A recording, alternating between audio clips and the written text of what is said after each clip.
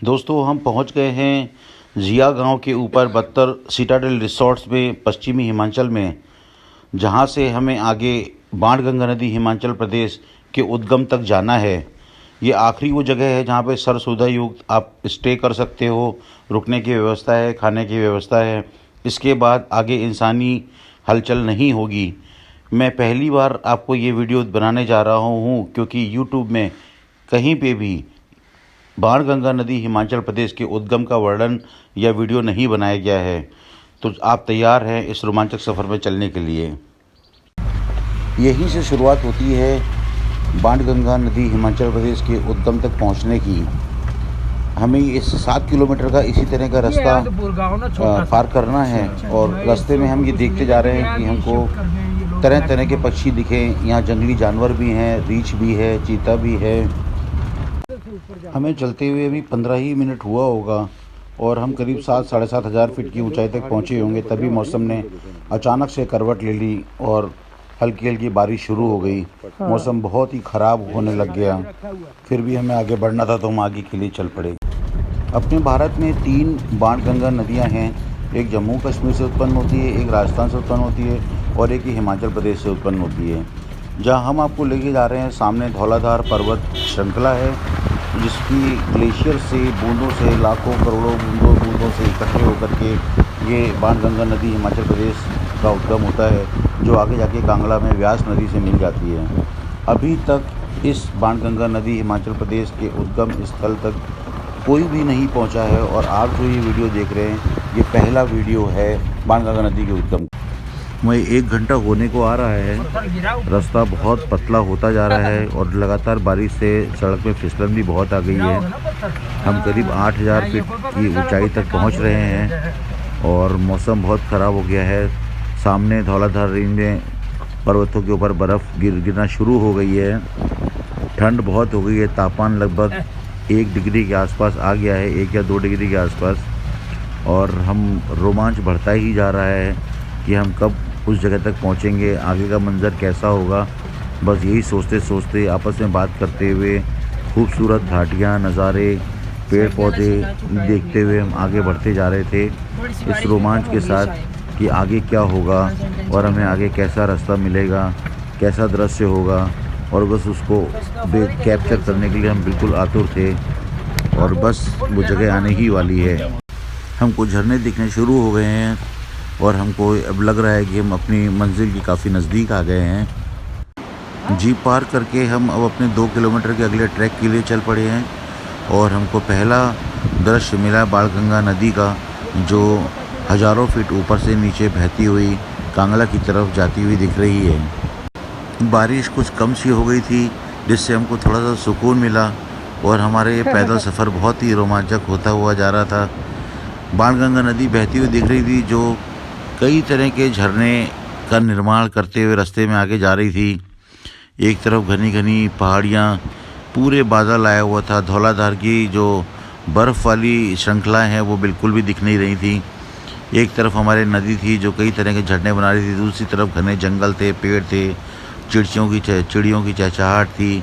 नीचे पत्तों से लदे हुए हम बड़ी ही उत्साह से उस बाणगंगा नदी के उद्गम तक जाने के लिए चल रहे थे और पूरा प्रकृति का आनंद लेते हुए जो अलौकिक एहसास हमको हुआ ये हम शब्दों में वर्णन नहीं कर सकते। उम्मीद करेंगे आप भी इस जगह पे कभी आके इस अलौकिक शांति का, नदी कलकल करती हुई नदी की आवाज़ का और एक किसी नए गुप्त अभी तक अवर्णित ठिकाने की तरफ बढ़ते हुए जाने का जो एहसास था उसको जी करके बहुत ही आनंद की अनुभूति होते हुए हम बस हर झरने का आनंद लेते हुए जा रहे थे। खूबसूरत झरने, बिल्कुल सफ़ेद पानी और आनंद ही आनंद। पूरे सफ़र का वीडियो मेरे बेटे अथर ने बनाया है, जो खुद भी बहुत रोमांचित था। तरह तरह के इतने सारे झरने आपके आसपास देख के ये बाणगंगा नदी अपना स्वरूप ले रही है धीरे धीरे और नीचे गिरते वक्त अनेक तरह के झरने बनाते हुए कांगड़ा की तरफ जाती है। ये जगह जो है, जो आसपास के पेड़ पौधे हैं उसमें बहुतायत तौर पर अखरोट के पेड़ पाए जाते हैं और हम थोड़ा सतर्क भी थे क्योंकि इस जगह पे रीच होने की संभावना भी बहुत ज़्यादा थी। यहाँ पे कुछ पक्षियों को हमने कैद किया, जिसमें से अमेरिकन वाइट फेदर बर्ड जो हमको यहाँ पे दिखी, जिसको हम कैमरे में कैद कर पाए,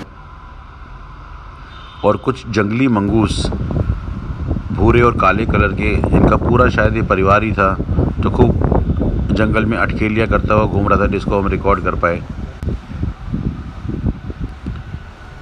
चाहते थे कि कुछ और पक्षियों और जानवरों, जंगली जानवरों की पिक्चरें कैद कर पाएँ, पर हमको वो मौका नहीं मिला इस बार। कैसे देख रहा है अपने को? हम बिल्कुल अपने उद्गम के काफ़ी करीब आ चुके थे और अगले कुछ ही क्षणों में मैं वहाँ पहुँच जाऊँगा जहाँ पे बाणगंगा नदी अपने धौलाधार से नीचे अपने एक नदी का स्वरूप लेकर के उतरती है। तो बस कुछ क्षणों के बाद मैं उसी जगह पे होऊंगा जहाँ पे बाणगंगा नदी का उद्गम है। हम पहुँच ही गए उस जगह पे। मैं विवेक चंदेल आज एक ऐसी जगह बैठा हूँ जहाँ पे शर्तिया आप लोगों में से कहीं ही कोई आया हो इस जगह पे। ये पश्चिमी हिमाचल का जिया गांव के ऊपर के 2000 फीट के ऊपर करीब 8-8.5 फीट की ऊंचाई की जगह है जनाब, ये हमारी बाणगंगा है। बाणगंगा जो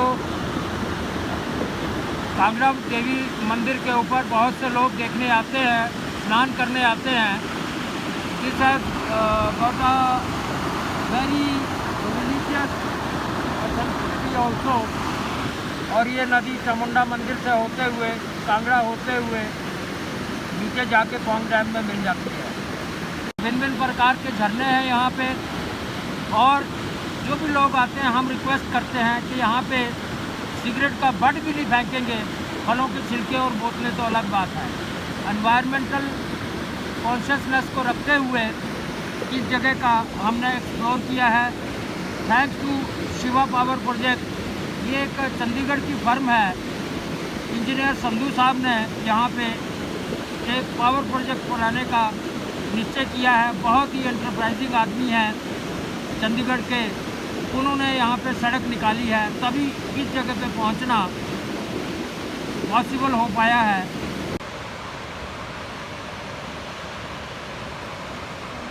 बाद 1-1.5 किलोमीटर का पैदल ट्रैक है और पूरे रास्ते में आप बाइनोकुलर साथ लेके ज़रूर आएँ, क्योंकि एक से एक बर्ड्स, बहुत ही सुंदर सुंदर बर्ड्स जो हमको नीचे देखने नहीं मिलती है। कुछ माइग्रेटेड बर्ड्स भी हैं जो हमको रास्ते में देखने को मिली। इसके बाद 1-1.5 किलोमीटर का पैदल ट्रैक है और पूरे रास्ते में आप बाइनोकुलर साथ लेके ज़रूर आएँ, क्योंकि एक से एक बर्ड्स, बहुत ही सुंदर सुंदर बर्ड्स जो हमको नीचे देखने नहीं मिलती है। कुछ माइग्रेटेड बर्ड्स भी हैं जो हमको रास्ते में देखने को मिली।